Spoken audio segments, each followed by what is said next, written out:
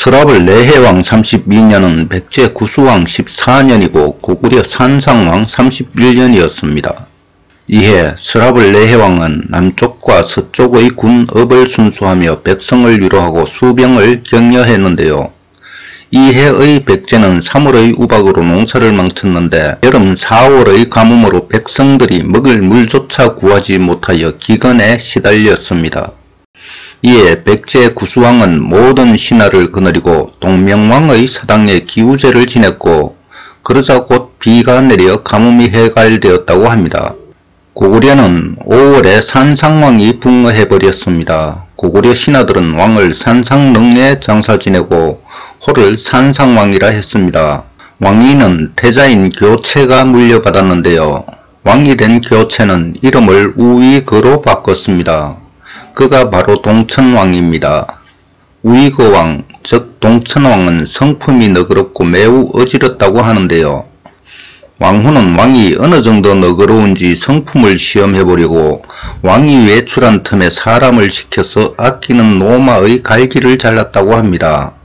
그러나 동천왕은 화를 내지 않았고 말이 갈기가 없어 불쌍하다 라고 말할 뿐이었다고 합니다. 동천왕은 시중 드는 사람이 옷에 꾹을 엎질러도 화를 내지 않았다고 합니다. 이듬해 봄 동천왕은 졸본으로 가서 시조의 사당에 제사 지내 새로 고구려의 왕이 되었음을 구했고 대사령을 내려 백성을 위로했습니다. 또 전왕의 왕후인 우씨를 왕태후로 봉하여 높이 섬겼습니다. 한편 백제 구수왕 16년 11월 말갈이 백제 우곡을 침범하여 사람을 죽이고 재산과 여자를 약탈했습니다. 이에 구수왕은 정병 3천여 명을 급히 보내서 맞게 했는데요.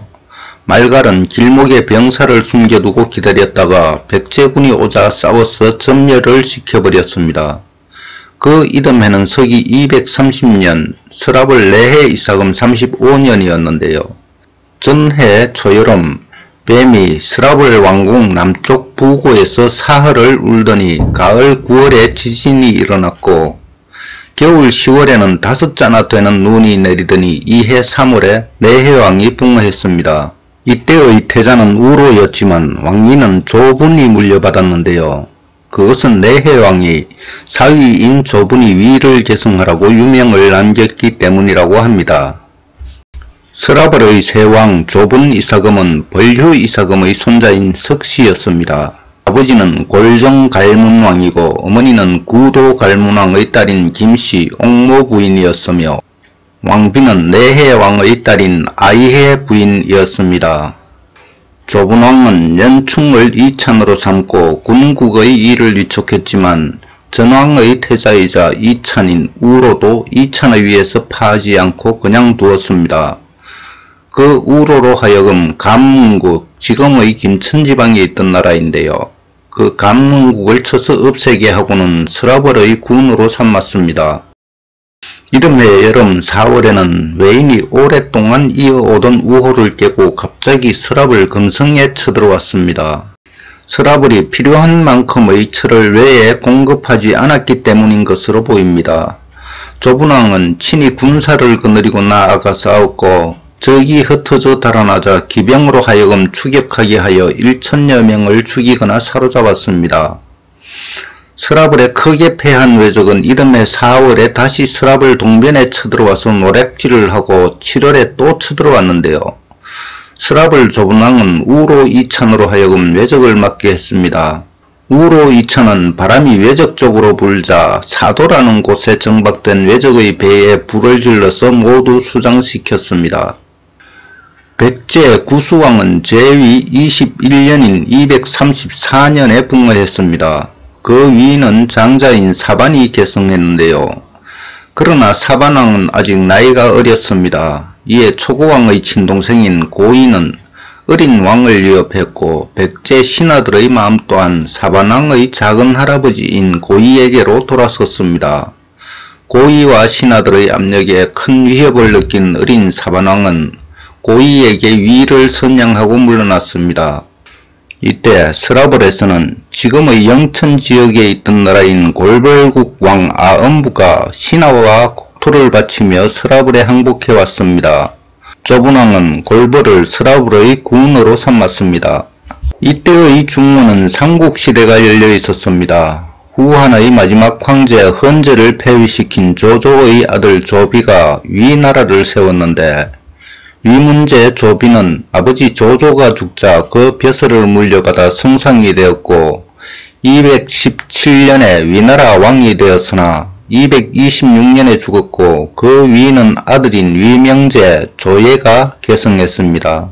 한나라 황실의 뒤를 이은 유비는 촉한을 세웠으나 223년에 세상을 떠났고, 그 위는 아들인 소열제 유선이 계승했습니다.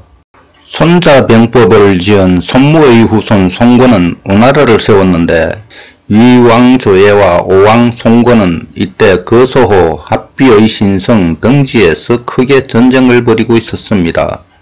고구려는 이때 고우루 국상이 죽고 그 뒤를 명림의수가 잇고 있었는데요. 고구려군은 철기병대라는 무적 강철 군단을 운영하고 있었습니다. 고구려의 위협을 느낀 위왕조예는 234년 고구려 동천왕 8년에 고구려로 사신을 보내서 화친을 청했고 우호를 맺었습니다. 그러자 위나라와 전쟁 중이던 오왕 송건도 호위를 사신으로 보내 고구려에 화친을 청했습니다. 그러나 동천왕은 오나라 사신 호위를 잡아 가두었고 그 목을 베어서 위나라에 머리를 보내 의리를 보여주었습니다. 고구려와 위나라는 계속 친하게 지냈는데요. 238년 고구려 동천왕 12년엔 위나라 태부 사마의가 요동지역을 지배하고 있던 공소년을 치자 동천왕은 주부 대가에게 1천의 군사를 내어주고 가서 돕게 했습니다. 백제 고이왕은 제위 5년이 되도록 이렇다 할 일을 하지 않고 사냥과 잔치만 즐겼습니다. 왕도를 비우고 신하들과 함께 부산들로 사냥을 가서 50일 만에 돌아올 정도였습니다. 그런데 때마침 왕궁 문기둥에 벼락이 내리치는 일이 발생했습니다. 이에 민심이 흉흉한데 이듬해엔 극심한 가뭄까지 들어서 백성들의 원성이 높았습니다. 그러자 고이왕은 정신을 차리고 정사에 집중했고 군사를 일으켜 서라벌을 공격하는 것으로 백성들의 동요를 잠재웠습니다. 이듬해에는 진충을 좌장으로 삼아 군사의 일을 위임하고 군대를 사열했습니다. 서기 242년은 고구려 동천왕 16년인데요. 동천왕은 군사를 일으켜서 위나라가 지배 중이던 요동 서안평을 기습적으로 공격해 격파하고 고구려 땅으로 삼았습니다. 이때의 위나라는 조예가 병으로 239년에 죽자 그 양자인 조방이 왕위를 계승했는데요. 우방이었던 고구려가 갑자기 요동을 공격해서 땅을 빼앗자 조방은 크게 당황했고 고구려에 보복을 준비했습니다. 고구려 동천왕은 연불왕자를 왕태자에 세우고 죄수를 사면하여 덕을 베풀었습니다. 동천왕은 또 졸본 땅까지 세력이 뻗어있던 말가를 동쪽으로 밀어내고 여러 소국을 쳐서 통합하며 서라벌 북쪽 경계까지 영토를 넓혀서 서라벌과 경계를 마주하게 됐습니다. 그러나 위나라가 태수를 두고 다스리는 남쪽 낙랑은 위왕을 더 자극하지 않기 위해 침범하지 않았는데요. 고구려 동천왕 19년이자 서라벌 조분왕 16년인 서기 245년 겨울 10월에 동천왕은 군사를 보내 서라벌 북변을 공격했습니다.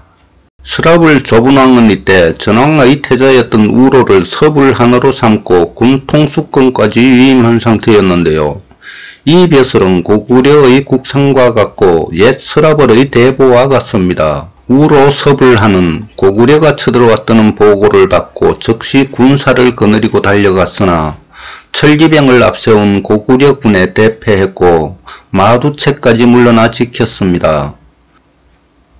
그런데 이듬해 가을 8월 위왕 조방은 날로 번성하고 있는 고구려가 오랜 우호를 깨고 요동으로 진출하여 위나라 땅을 빼앗고 위협하자 유주자사 관구검에게 고구려가 지배하고 있던 현도를 쳐서 빼앗게 했습니다.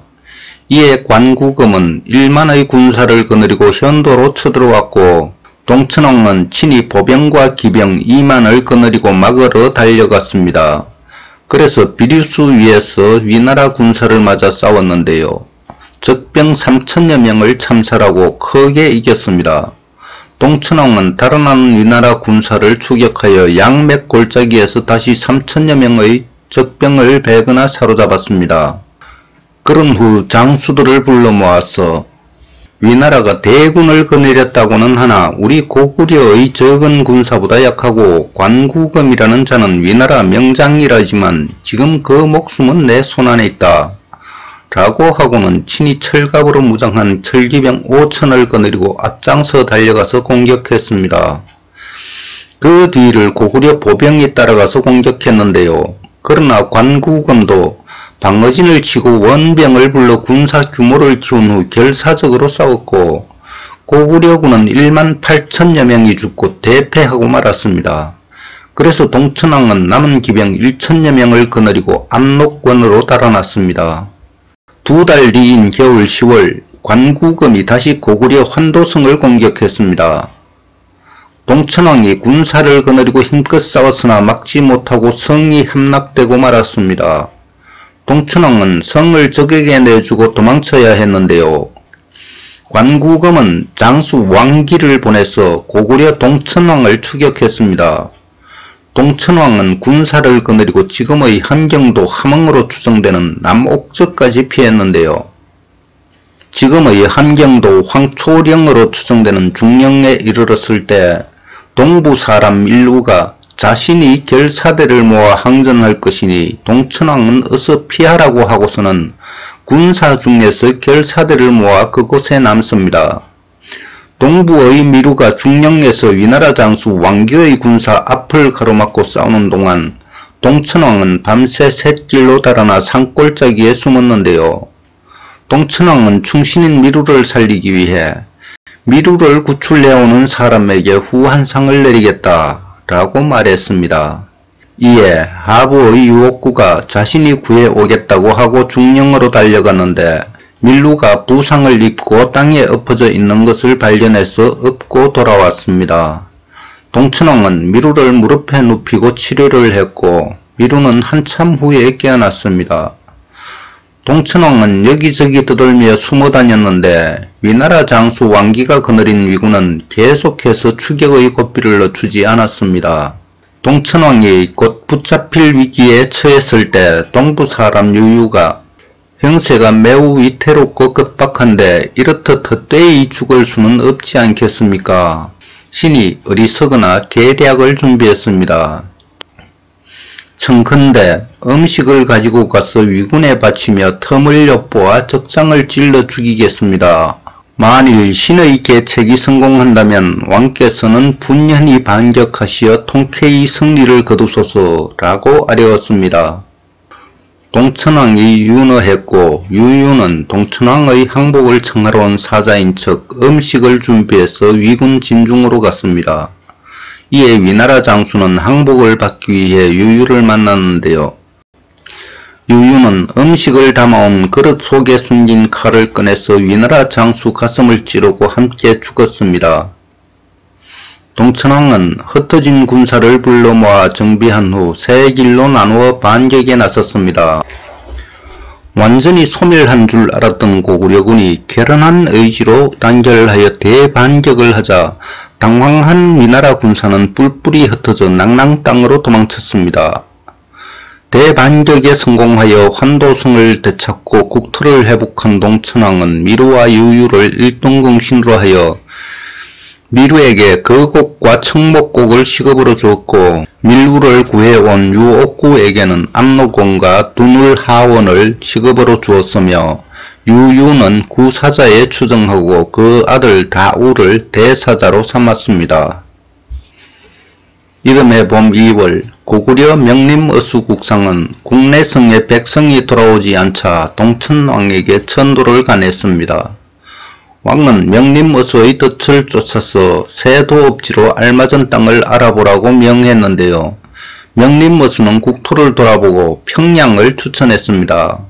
이에 동천왕은 평양에 성을 쌓게 하고 종묘사직을 평양성으로 옮겼습니다.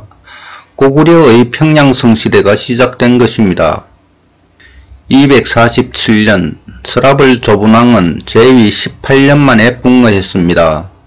조분왕에게 아들이 없지는 않았으나 동복아우 첨해가 그 위를 계승했는데요. 바로 첨해 이사금입니다. 첨해왕은 즉위 원년 7월에 시조의 사당에 참배했고 죽은 아버지 골정을 갈문왕에 봉하여 세신갈문왕이라 칭했습니다. 이때 서라벌의 속국 사량벌국, 지금의 상주지방에 있던 소국인데요. 그 임금이 백제의 나라를 바치며 귀의했습니다. 이에 서부란인 석우로가 군사를 거느리고 가서 사량벌국을 쳐서 나라를 없애고 서랍을 땅으로 삼았습니다. 첨해왕은 석우로가 이미 서불한이지만 이찬인 장헌을 또 서불한으로 삼아 국정에 참여시켰는데요. 옛 내해왕의 태자였던 석우로의 힘이 막강해서 마음대로 내치지 못했던 것으로 보입니다. 첨해왕은 그 이듬해인 248년 2월에 고구려로 사신을 보내 화친을 청했는데요. 고구려와 서로 국경을 접하게 되었으므로 언제든지 군사적 충돌이 일어날 수 있는 상황이었습니다. 고구려도 위나라와 전쟁하느라 어려운 처지이고 서라벌도 새 왕이 있어서 아직 안정되지 않았으니 서로 싸우지 말자는 뜻이었습니다. 고구려 동천왕이 이를 받아들였으므로 두 나라는 강화하고 싸우지 않았습니다.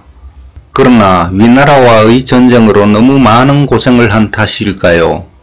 고구려 동천왕은 이해 9월에 그만 붕어하고 말았습니다. 이에 고구려 백관들은 왕을 시원에 장사 지내고 그 호를 동천왕이라 했습니다.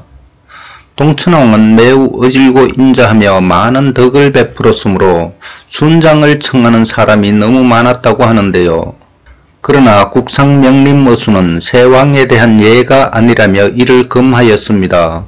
그럼에도 무덤에 스스로 가서 죽는 자가 매우 많았고 사람들이 그 시신을 섭으로 덮었으므로 그 땅 이름을 섭시자를 써서 시원으로 했다고 합니다.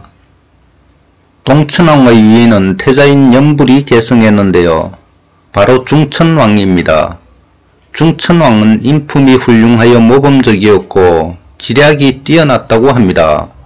왕은 겨울 10월에 연시를 왕으로 세웠는데 그 다음 달인 11월에 왕의 아우인 예물과 사구가 자신을 따르는 사람들과 함께 반역을 모의하였다가 법에 따라 처형되었습니다.